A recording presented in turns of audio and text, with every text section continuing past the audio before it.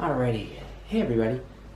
So I just want to talk today a little bit about, some of my life experiences. I've kind of been nervous about doing this for quite some time just because of, what are my parents going to think? What are the people around me going to think? Some of the relationships that I have.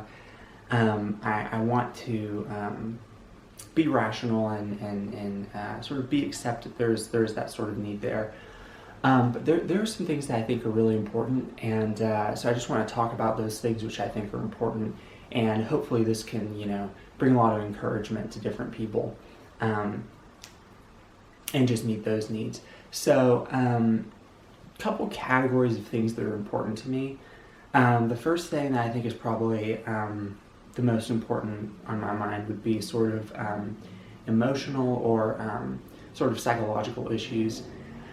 And there can be quite a few of these types of issues, but these, a lot of people would say there's a spiritual cause there, and they would want to focus on that. Others would say, well, there's more of a psychological nature or effect to these types of things. My opinion on this is that neither view is incorrect. They're just incomplete. So a complete picture would involve, spiritual concerns as well as psychological concerns. Think about when someone says, oh, this is just psychological. What they're saying it has to do with your psyche. And, some people are like, well, we don't mean it that literally. We don't literally mean that you have a psyche and that there's a problem with it. But a lot of people do mean it that literally. And so, when you look at the root there and you say, oh, this is a psychological problem, it is reducible to your psyche, whether or not you think your psyche is spiritual or it's, reducible to your autonomic nervous system, we are talking about something that's real, something that can be affected and that can be interacted with. And it's very important to understand, when someone has a problem, what is causing the problem? What is that factor that's interacting with them? And so a lot of times when people say they have a problem, it seems so random. It's like, well, what in the world could be causing these sets of behaviors? They seem like they're just coming out of the blue. And sometimes the reason for that is there's a lack of context. Insofar as the context of, well, what things are happening to this person physiologically, right? And I'm talking about growth and development. So, the physiology of a newborn infant is going to be different than the physiology of a 33-year-old. And along that way, whether you're a man or a woman or, you're having these different, sometimes deficiencies, or unwanted abundances of certain things, that will affect the way you relate to certain areas of your life. So it's very important to understand the physiological component, and it's very important to understand that things do have causes. They don't just pop up out of nowhere. It's almost circular reasoning to tell someone, oh, you have this illness. And you say, well, but why am I having these problems? Well, it's because you have the illness. Well, okay, that's very circular reasoning. You're not helping anybody by saying that. You're not making progress. So two things what you want to do. If you think of fueling up your car, if we turn that into an analogy for what we're doing here, we want to make sure that we're putting good fuel into the engine. And not putting bad fuel in there that can harm you, because the bad fuel can cause bad things to happen. If you put a stick of dynamite in your gas tank and then throw a match down there, it might not explode, but it's probably going to explode. So those things can cause these things, and someone standing 50 feet away may see, well, man, this explosion just came out of nowhere, but it didn't. No one thinks like that. We know that there are causes there. Also, in addition to having the right fuel, we need to be able to drive safely. So we need to know the rules of the road. What are the rules? What are they? Let's see how we can follow them. If we don't know the rules, it's very hard to follow them, and we might make bad conclusions about how we're driving and whatnot. Anyways, So that's an analogy that I have for a lot of the psychological problems. Unfortunately, talking about the details of some of these things, it can be done in a way that's not intense or emotional, but unfortunately, when people just talk about the details, it kind of scares people sometimes because they're like, well, I don't know why you're just talking about all this stuff, and they either are going to get mad or they don't understand it and they think, oh my gosh, maybe this will happen to me. And so I would rather not talk about a lot of the details or the categories, because a lot of the time when you tell someone, that they have a certain mental illness, if they don't understand the word, they might be like, well, what's going on? But once you start telling them the symptomology and saying, this is what's happening to you, they're like, well, thank you, I knew that. Now, sometimes it is helpful because they don't know the process of what's going on. But yeah, so there's some pros and cons to going into the details. It's probably better though to get specifics from the person instead of just saying what you've experienced, well, the counselors has experienced, or what textbooks say in general. So that's the first category of things I think are very important. Of course, there is something that is more important than your psychological health and more important than your physical health. Those things are very, very important. I think just being a healthy person, that's important. Physical fitness, all that is good. And economic, sustainability is good. But there is something that is more important than these sort of immediate needs. And this is spiritual connection, spiritual development, spiritual standing on good foundation spiritually.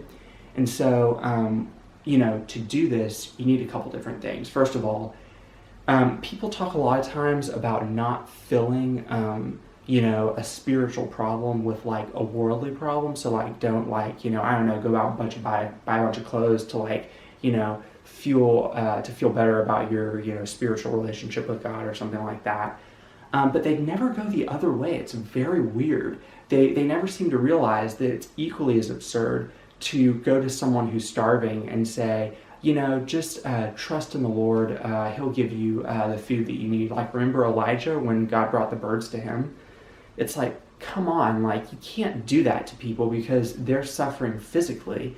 And if you don't meet their physical needs, you can preach them the gospel for 4.5 hours and it's not going to make any difference to them because their needs aren't being met. And so, if that is the way that it works for the physical needs, it is also the way it works for the physiological / psychological needs. Not just eating, but, all the other good things that come with that. Those are all needs. And so we need to make sure that we don't do either one of those.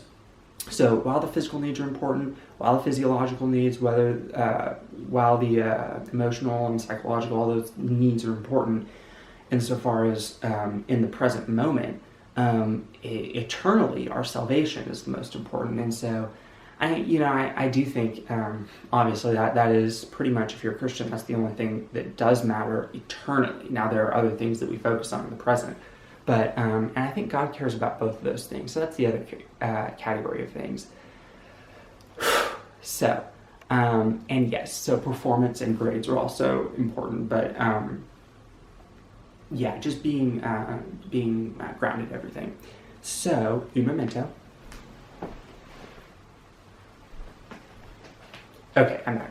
So, I had to check to see how, what the camera's on, because it's at 9 minutes, so I need to make sure that I was there. Okay, so talking about the things, so first we have to get people stable.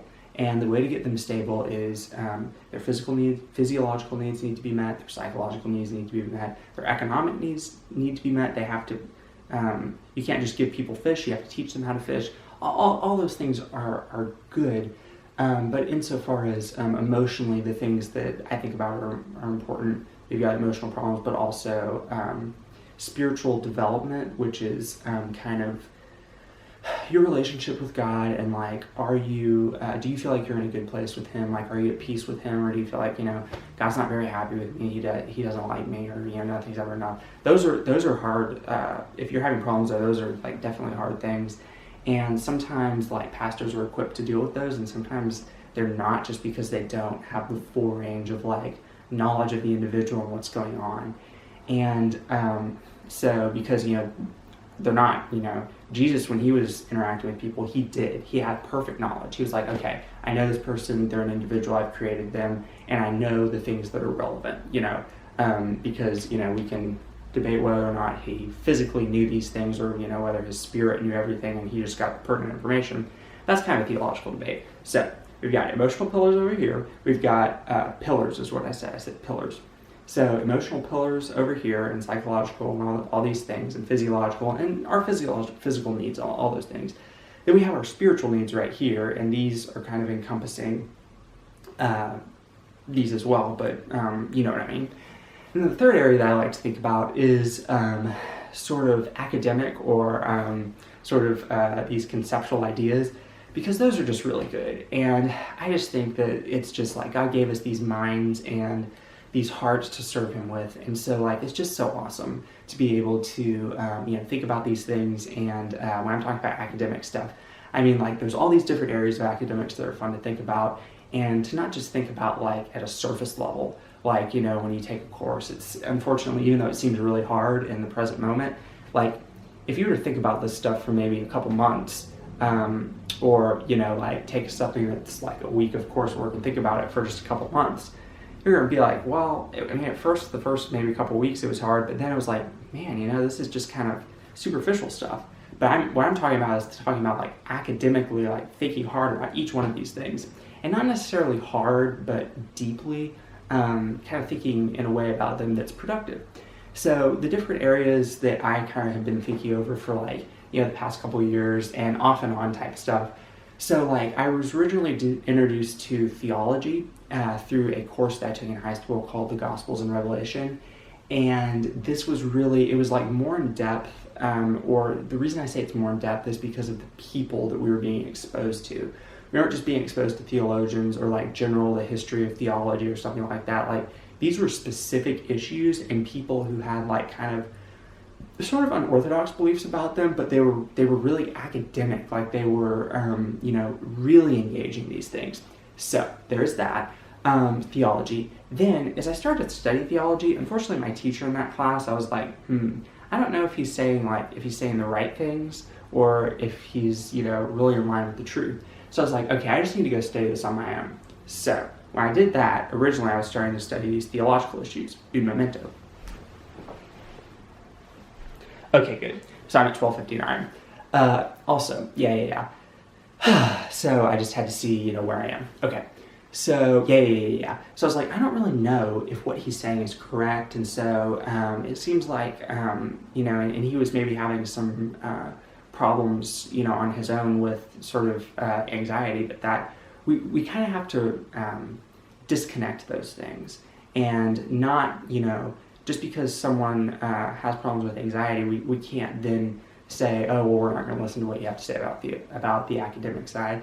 So really look for truth, and that's what we need to be worried about. So, okay, now, so the theology is academic, and I was, that summer after my freshman year of high school, I was starting to investigate all these things, and I came across this website called carm.org, and it's an apologetics website and everything, so I was starting to look at those.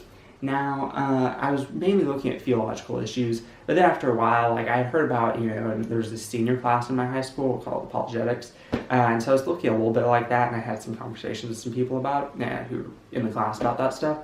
But, so I was basically just trying to find out theological issues. Well, then I started listening to this debate of the guy who was the head of CARM with this other guy, prominent atheist, and he was making good, they were both making really, really good points, but I was kind of feeling like a Christian kind of lost.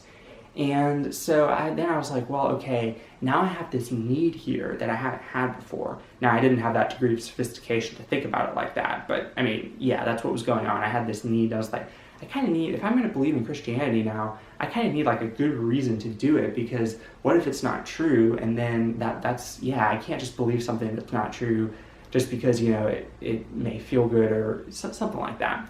Anyways, so then I started looking at, all these debates about atheism, and I found people called the New Atheist, and I was really kind of wondering, I was like, they were kind of like this other guy. I was like, there's got to be, does anyone have any good response? And because here's what I didn't know, is most of these atheists don't know, they know very little about theology. Like, it is scary because, and they even know more than most pastors and lay people because, and so that's what they're rejecting. There's like this very low level for pastors and lay people as far as academic theology, not spiritual or emotional depth. Those two fields people are fine on. It's just there's no substance academically there. It's not their fault. They just haven't been exposed to it. I wouldn't know it if I hadn't had my teacher in high school expose it to me. And so they have these sort of general constructs that are so loose. They're like, oh, liberal theologians are over here, Reformed theologians are over here. This is what the Reformed theologians think. This is what the liberal theologians think. And it's just these categories. They almost cripple themselves with this stuff. And so I know it sounds like, oh my gosh, I'm saying I know more than them. I'm not. I'm just saying that I've had these experiences where other people know more than they do. Now, anyways, so un momento. Okay, I think I have till 20. That's why I keep checking. Now, so yeah, going through these philosophical problems. So then I came across the work of William Lane Craig, and seeing him debate and all these things. It was very good, because he was actually able to debate these people on topic. So whether or not he won the argument like emotionally, we could all tell that, I think most people could tell, it's like, yeah, he's winning the argument intellectually. It's just, unfortunately, we don't have a lot of, there's not a lot of gumption behind it, but he's very, very smart. And so like, I've had a lot of people tell me that like he doesn't know what he's talking about when it comes to theology. Let me just tell you something, like, it is very hard to find a theologian who is as smart as William Lane Craig with regard to what he's been studying, because he's studied it so much. Now, so he has these two doctorates in theology and philosophy, and it's like, man, okay, so intellectually he really knows all this stuff, but I couldn't help feeling that these atheists were so smart and that they had the emotions, but it's like they may not have the intellect, but it's like, okay, I was kind of doing I'm sorry to break this up like this, but I was kind of doing the inverse of what I had originally done, right? So originally when I was a Christian, I was like, okay, I have the emotions, but I don't have the intellect. And then I had this emotional need to get the intellect. Well, then once I got the intellect on both sides, and then I saw that both people were intellectuals, just the atheist had the emotions. It's like, well, now I need the emotions and I don't have that. So that was kind of where all of that went. And I thought a lot about arguments for God's existence and, listening to all these different things. And there's, all these, I think there's like 7 basic arguments. I can talk about these in more detail later. And hopefully what I intend to do is like give more detail in memento about some of these steps on my journey, because I have learned so much. Not just like, I didn't know anything about psychology when I started, or anything about, all the emotional stuff, but I've just, even in the past 4 years, so some of the people that I met, like when I actually got into the senior apologetics, oh my gosh, I learned so much from this guy. And yeah, I can tell you all these stories. They're just like really cool. So I hope that all of this is like helpful to everyone who hears it, and that we can get like lots of depth and breadth, not just on theology and philosophy and psychology and all that stuff, but also on like mathematics and science. And I don't know everything. I'm still learning. So yes. So I think that's all I want to say right now. There's so much more that I could say, and I probably will, because I want to give everybody all the details. And yeah, so until next time, bye-bye, and have a good day. Thanks.